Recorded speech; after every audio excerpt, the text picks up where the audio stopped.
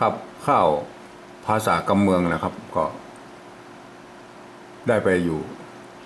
เกือบ7 บทแล้วนะครับวันนี้ก็จะจบบทที่7นะครับเป็นบาทที่3ของบทที่7นะครับของเดิมก็มีอยู่อย่างเอี้ยนะครับกำเมืองภาษา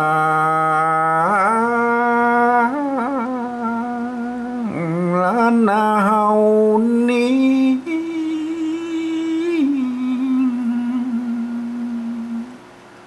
ปุ่นดีใจขึ้น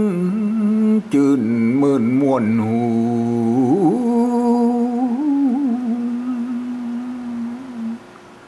สำเนียงเสียงเพราะหยอกเยาะลื่นดูใครฟังมาจูปูศาสตร์ไกลไกล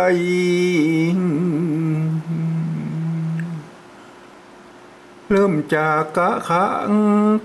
ะงะให้จดจำเหวไว้อย่าจะวักสองจะชะยะคว้ามาใส่ถ้อยเลี้ยงกำ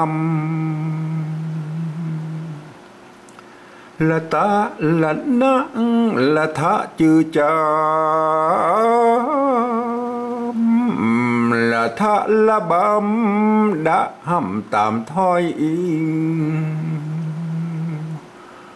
วักสีตะทังตะทะนังห้อยตามหีดห้อยเก่าเนินวักหาปะพะมะทะลื่นเพิ่นแต่ใบกำเมืองของเก่าปออุ้ยดุยฟังเสียงอันว่าสำเนียงโบราณเก่ากีสังพ้องกำเหลืออุเหียตีนี่กำกึดดีป่องแต่เฮ่งพัมสอนเอาตอนอุเอกอกหูอ้อกำไตป่อแม่ล้วนหน้านวลตาสายลืมเจือจาดยายไหลลงลิงลุงภาษาอื่นเขาเอามาจื่นสู้ดูแควนสำเนียงป่ออุ้ยกลัวจะไปไก่บ่ได้คุดคุยเพียงแต่มาอู้ดาฟังลืมเก่ายอดมอนลืมก่อนลืมหลังอย่างมาลุงลังหมู่พวกสู่เจ้า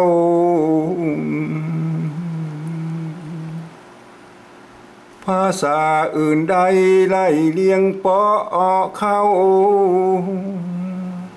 ตอนใหญ่ก็เอาแล้วกะสายเลือดเมืองอย่าเคืองเลยนะตำบ่ถูกต้องป่าเวรนี้ถ้าจะลืมกึดงามเงือดีลีกวนเปิงดีบ่สั่งสรรอู้อะไรทำไมสามไว้จืนสู้อย่างมาอินดู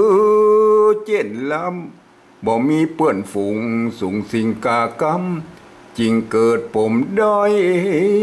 ตามมาบูเมืองบ่จัดเหมือนฮัดอูจาไตปนละนาจะเหลี่ยมจะเกี่ยม สมองนั้นกานึกว่าแหลมเหลี่ยมตีแต่ก็คนเมืองลืมจาดจืงนอเนื้อคำลืองมาลืมสำเนียงเสียงสวรรค์เจ้าเขาวันนี้เราจะมาต่อถึงบทนะครับแถมบาทนะครับก็คือบาทที่3ของบทที่7นี่นะครับก็คือบาทสลัดขึ้นนะครับเห็นไหมครับมันจะเป็นหางมันจะสลัดขึ้นนะครับมาดูเลยนะครับ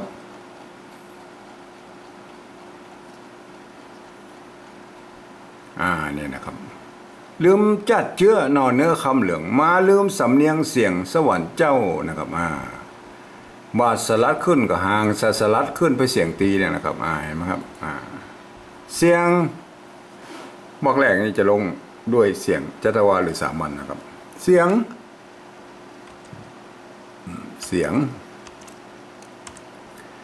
โท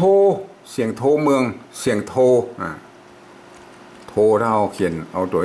มันตัวตะนะครับโตมันโตโทเสียงโทก็เอาโทเลยนะครับเสียงโทเมืองนะครับเมืองเสียงสามัญนะครับ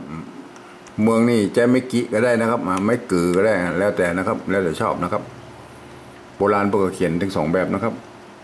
เสียงโทเมืองคือได้ยินเสียงคือเรื่องมันตัวข้านะครับใส่ไม่กืออย่างเดียวนี่ก็คือแล้วนะครับบ่ต้องมีอะกันย่อนนะครับในภาษาละนาเนี่ยครับคือเสียงคือเสียงหักเงาหักใช้ตัวละนี่แตนนะครับหักแล้วครับหักเงาเสียงโทพิเศษใช้ตัวงะนะครับตัวงะเงานี่มันจะต้องไม่เงาไม่ต้องมีไม่สัตว์ด้วยนะครับอย่างนี้นะครับหักเงานะครับสดใส่เรื่องเราสดนะครับสดก็ธรรมดาเนี่ยนะครับมีไม่กงนะครับอันนี้มันซกนะครับตัวดะนะครับดับมันทอดทีตัวดะสดนะครับสดใสก็ไม่ไก่นะครับในภาษาละนามีไม่ไก่ใสนี่สดใสแล้วนะครับสดใสเรื่องเราเริงก็ใส่แมงตัวงะนะครับตัวงะเอาไว้ทั้งลุ่มนะครับอย่างนี้นะเริงนะครับเรื่องเล่านะครับเราก็มีไม่เก่าภาษาละนานี่เพื่อจะมีไม้สัตว์กับเว้งบนนะครับถ้ามันจะเป็นไม้โกบาลีนะครับที่นี่ก็ส่งกรรมสุดท้ายนี่แหละครับมันเอกตรีจะดีที่สุดนะครับในตามที่เคยหันมาของข้าวของท่านพญาพรหมนะครับกับเท่าหงหินนะครับเอกตรีเฉพาะที่สุดนะครับแต่ถ้ามันมีก็เอาเสียงอื่นแทนได้นะครับอย่างนี้นะฮะโอเคนะครับขึ้นเสียงตีนะครับม่วนเสียงโทนะครับแต่ไม้เอกนะครับไม้เอกก็ม่วนนะครับม่วนปกติมันต้องนอนหนูนี่สะกดนะครับอย่างนี้นะครับตัวหน้านอนหนูเนี่ยนะที่นี่เพิ่นบอกว่าการตัวสะกดเมื่อเอาตัวบนเนี่ยมีกฎอยู่ว่าเปลี่ยนเป็นตัวละนะครับแทนเขียนเป็นตัวละแทนนะครับอย่างนี้นะครับม่วนเพาะนะครับเพาะนี่เขียนได้2แบบนะครับไม่เกาะละนาบนก็มีไม่โกนะครับเพาะได้ยินเสียงเพาะแล้วก็เอาตัวพระนี่เขียนก็ได้นะครับอย่างนี้นะครับอย่างนี้นะฮะม่วนเพาะนะครับหรือใจตัวปะละหงนะครับปะละหงเนี่ยปะตัว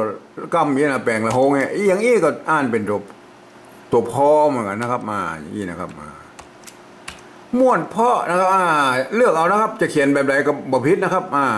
เพาะเหมือนกันนะครับอ่านเพาะอันนี้ก็ไม่ใช่เพาะนะครับไม่ใช่เปาะนะครับอ่านเพาะเหมือนกันนะเพาะเหมือนกันนะอ่านเท่ากันนะครับตามใจนะครับจะเขียนแบบใดก็เหมือนกันนะครับทีนี้เรา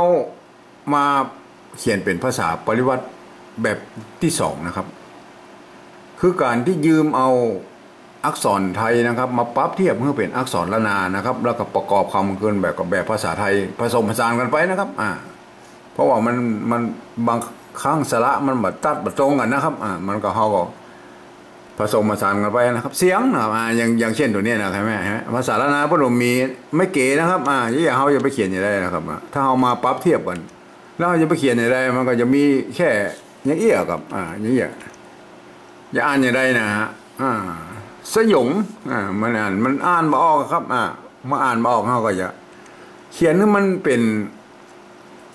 ประกอบเป็นภาษาไทยนะครับเห็นไหมผสมผสานกันไปนะครับเสียงอย่างเงี้ยนะครับเสียงโทนะครับโทได้ยินเสียงโทแล้วก็ใจตัวทงทอทงนะครับถ้าเอาใจตัวทอทหารมันก็เป็นโตไปฮะโทนะครับเสียงโทเมืองเสียงโทเมืองเมืองนะครับเมืองคือใจตัวคอคนนะครับมาเทียบตัวข้านะครับไม่เกือสระนะครับอย่างประกอบเป็นภาษาไทยแล้วอย่างเงี้ยมันผสมผสานกันไปเพิ่นมันจะต้องใส่อ่างนี้ตัวเองนะครับมันอ่านมันจะมันแบบมันงามหรืออย่างนั้นมันแบบไม่ใช่มันผสมผสานไปนะเอาเสียงนะครับไม่ใช่ว่าเอาดื้อดึงเอาจนมีตัวใดเอาตัวอันนี่ใจนะครับอันนั้นมันแบบที่หนึ่งนะครับคือเสียงห้ากเงาหักเงาอันนี้อย่างเงี้ยมันก็บ่ได้เอามาแล้วนะครับเห็นไหมไม่พัดไม่สัตว์เนี่ยเอาบ่ได้เอามาแล้วครับประกอบเป็นภาษาไทยก็เอาแค่เนี่ยเห็นไหมเอาแค่นี้ก็พอละเงาแล้วนะครับเงาสดใสเรื่องเรา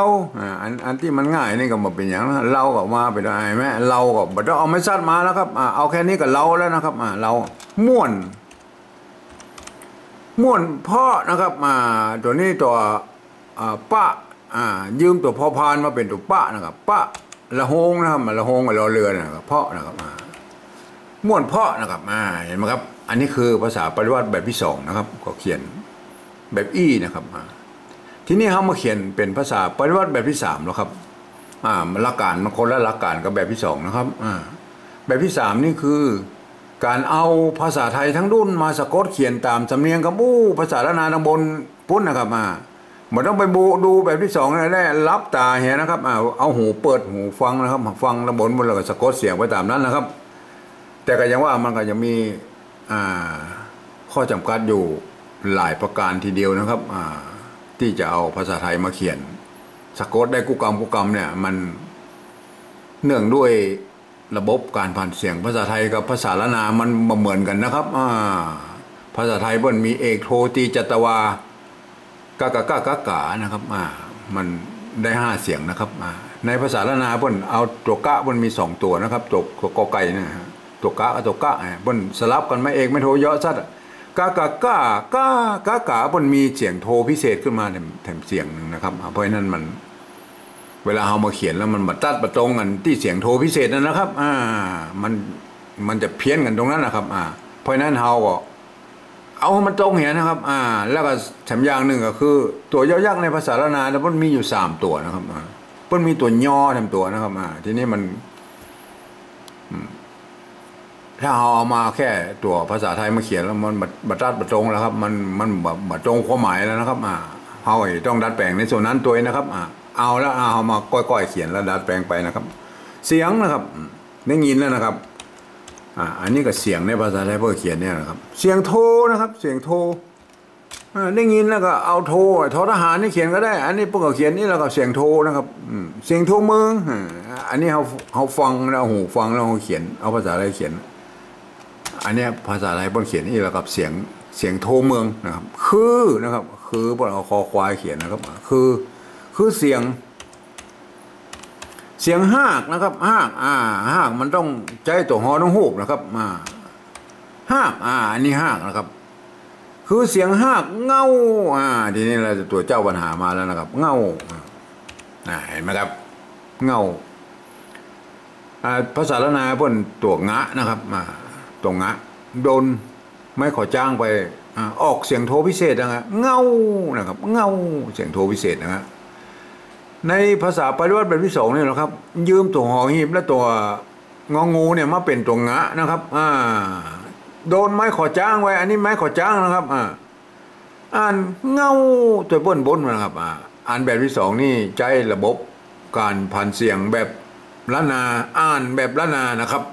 อ่านแบบละนานะครับใส่ในนี่เป็นอักษรละนาหมดนะครับตัวข้าตัวซะตัวญะตัวละตัวกะตัวหะตัวงะนะครับเห็นไหมมันเป็นภาษาละนานะครับเฮามองพออิ่มได้ว่ามันเป็นภาษาไทยมันเหมือนใจนะครับอันลุ่มนี่คือภาษาไทยนะครับอันลุ่มนี่คือภาษาไทยมาเขียนนะครับเขียนแบบภาษาไทยสะกดแบบภาษาไทยอ่านแบบภาษาไทยนะครับอ่านว่าหากเง่าเง่านะครับเง่าเสียงโทปกตินะครับเง่าเง่านะครับเป็นเง่าเง่านะครับเสียงโทปกติมันจะอ่านเง่าแต่บนเปิ้นปุ้นมาได้นะครับจะไปเปิดไปได้นะครับจะไปขี้ตู้ไปเป็นเง่าอีเป็นมาได้นะครับทั้งที่หน้าตาเหมือนกันนะครับการเขียนหน้าตาเหมือนกันนะครับแบบสองกับแบบสามเห็นไหมครับเง่าเห็นไหมแต่อันรูปนี้ต้องอ่านแบบภาษาไทยนะครับเง่านะครับคุณจะไปอ่านแบบภาษาละนาได้อย่างไรครับมาได้นะครับจะสลับกันอ่านนี่ต้องอ่านแบบละนาไม่ใช่นะครับเพราะว่าจุดประสงค์แล้วการเขียนแบบที่สามนี่เพื่อให้คนทั่วไปได้อ่านนะครับอ่านแล้วให้ได้สำเนียงละนาเนี่ยก็สำคัญนะครับใครจะมีใครจะดัดแปลงอย่างไรก็ส่วนแล้วแต่นะครับในส่วนตัวของผมก็เอาจุดประดับไว้อย่างนี้นะครับอย่างนี้เห็นไหมกรรมที่มีจุดอย่างนี้ประกอบก็ไม่โทนะครับอย่างนี้นะในภาษาไทยเนี่ยมันเป็นข้อยกเว้นนะครับในการเขียนปริวัติแบบของผมนะครับสิ่งเคอาเนี่ยนะครับอ่านว่าเงานะครับอ่านว่าเงานะครับผมไปหันคนอื่นนะเปิ้นใจตัวเอียงนะครับก็ใจได้นะครับมีความคิดสร้างสรรค์ที่ดีนะครับหูละการว่าหูละการว่าอันนี้คือเอาภาษาไทยมาเขียนนะครับเมื่อเขียนมาได้ก็จะต้องดัดแปลงตัวนี้นะครับตัวอื่นนี่มันต้องไปดัดแปลงเปิ้นนะครับเปิ้นเขียนได้หมดกู้เสียงนะครับรับรองได้นะครับเขียนได้กู้เสียงนะครับจะใช้ตัวเอียงหรือตัวหนาตัวขีดเส้นใต้ก็สุดแล้วแต่พัฒนากันมานะครับเขียนมาหลายๆนะครับเอาไว้แหม200-300 ปีบนครับละอ่อนรุ่นใหม่บนเอามาบนจะเอามาเขียนให้ได้นะครับว่าเอาภาษาไทยมาเขียนมันเป็นภาษาละนาเนี่ยนะเพื่อมันออกเป็นสำเนียงละนาเนี่ยเพื่อก็จะสรุปเอาคนเดียวว่าแถม200-300 ปีไปข้างหน้าพุ่นนะครับสดนะครับสดอันนี้มันสดภาษาไทยเสียงเอกครับสดเนี่ยได้ครับใส่ไม่จัดวาบนนี้ครับสดใสนะครับใส่ในภาษาไทยบนใส่ไม่ม้วนนี้นะครับเลิงเรามันมีปัญหากันแล้วไปม่วนเพาะนะครับเนี่ยแหละเพาะมันบรรลันลิ้นนะครับในภาษาละนามันบรรลันลิ้นนะครับเพาะบรรลันลิ้นเขาก็เบามาแล้วก็โม้ยกับปอแล้วก็เพาะทีนี้สมมติว่ามันอยู่โดดเขาเปิ้นอยู่หรอกครับอย่างเงี้ยเขาเขียนไว้แล้วบอกมีอันบนมีสักอย่างเอาไว้ให้คนทั่วไปอ่านนะครับคนทั่วไปก็จะอ่านเข้ามานะครับแต่ก็มีข้อยกเว้นอยู่ว่านะครับกรรมที่มีจุดประกอบไม่โทนี่ต้องอ่านออกเสียงโทพิเศษนะครับคุณต้องอ่านออกเสียงโทพิเศษนะครับกรรมที่เป็นยอยักษ์โดดนะครับอ่านเป็นเสียงยอนะครับยอยักษ์แบบละนานะครับยังยากเย็นยึงอย่างมันแล้วก็แล้วแต่นะครับจะเอาอย่างไรกันถ้าเป็นตัวอยก็เป็นอ่านออกเป็นสำเนียงยอยักษ์ไทยนะครับยู่ย่าอย่างยากอย่างมันนั่นนะครับเห็นไหมครับถ้าเป็นยอหญิงก็เหมือนกันนะครับมันก็จะออกไปทางยอยักษ์ไทยมันเป็นตัวยะนะครับยะสัญญาอรัญญาอย่างมันนั่นมันก็จะเป็นอย่างนั้นนะครับก็ทีนี้เรามาดูว่าถ้าสมมติว่าเป็นคนทั่วไปนะครับมาอ่านนะครับเป็นคนไทยเป็นคนฝรั่งมังค่าหรือคนเมืองนะครับที่บ่ได้เรียนภาษาละนามานะครับอ่านได้นะครับอ่านไปตามหลักการภาษาไทยนะครับแต่มีข้อยกเว้นตามที่ผมบอกเมื่อว่า4-5 ประการดังตะกี้นะครับอ่านไปเลยนะครับเสียงโทเมืองคือเสียงห้าเงาเสียงโทพิเศษนะครับต้องบังคับนะครับอ่านเสียงโทพิเศษนะครับเงาสดใสเรื่องเราม่วนเพาะนะครับบ่มีลั่นลิ้นนะครับม่วนเพาะนะครับเพาะนะครับทีนี้เรามาดูภาษาปริวัติแบบที่2แล้วครับแบบที่2นี่ เปิ้นบ่ได้เขียนไว้ให้คนทั่วไปได้อ่านนะครับไม่ใช่ไปสลดสลันเข้าไปอ่านนะครับแล้วสำเนียงละนามันก็จะบิดเบี้ยวไปทันทีนะครับคนทั่วไปนะที่บ่ฮู้ภาษาละนานะครับไอ้ไส้ในเหล่านี้เปิ้นเทียบเป็นภาษาละนาไปหมดแล้วนะครับหน้าตามันเป็นภาษาไทยมากันไปตั้งอันเองนะตัวสะตัวญะตัวงะตัวทะตัวมะตัวอะตัวข้านะครับอย่างนี้นะมันเป็นตัวกำเมืองมดนะครับในนี่นะครับเพราะนั้นการอ่านจะต้องใช้หลักการภาษาละนาอ่านนะครับใช้ระบบอ่านภาษาละนาอ่านทุกประการนะครับจินตนาการไว้ว่ากรรมเหล่านี้คืออักษรละนานะครับถ้าคนทั่วไปมาอ่านนะครับมันก็จะไปอย่างนี้นะครับเสียงโทเมืองคือเสียงรากเง่าสดใสเริงเราม่วนเพราะ มันอย่างอี้มันไหวแล้วครับถ้ามาทางเหนือเนี่ยก็จะใครพอหน้าว่ามันโลกที่ไหนมานะอย่างนี้นะครับมันมาได้นะครับถ้าสมมติว่าเราจะไปทางใต้นะครับเลยนครสวรรค์ไปปุ๊บเลี้ยวขวานั่นเข้าตาดม้อยปุ๊บผ่านชัยนาทปุ๊บพดจดสุพรรณหมดนะครับมาได้นะครับมันมาไปกรุงเทพสักคำนะมันจะเลี้ยวไปทางปุ๊บนะครับอย่างนี้นะฮะเพราะนั้นเอาไว้คือคนที่ปุ้นหูภาษาละนาอ่านนะครับปุ้นก็จะอ่านตามหลักการภาษาละนาไปอ่านนะครับเสียงโทเมืองคือเสียงหากนะครับหากนะครับตัวนี้หากเงาเสียงโทพิเศษนะครับสดใสเริงเราม่วนเพาะนะครับ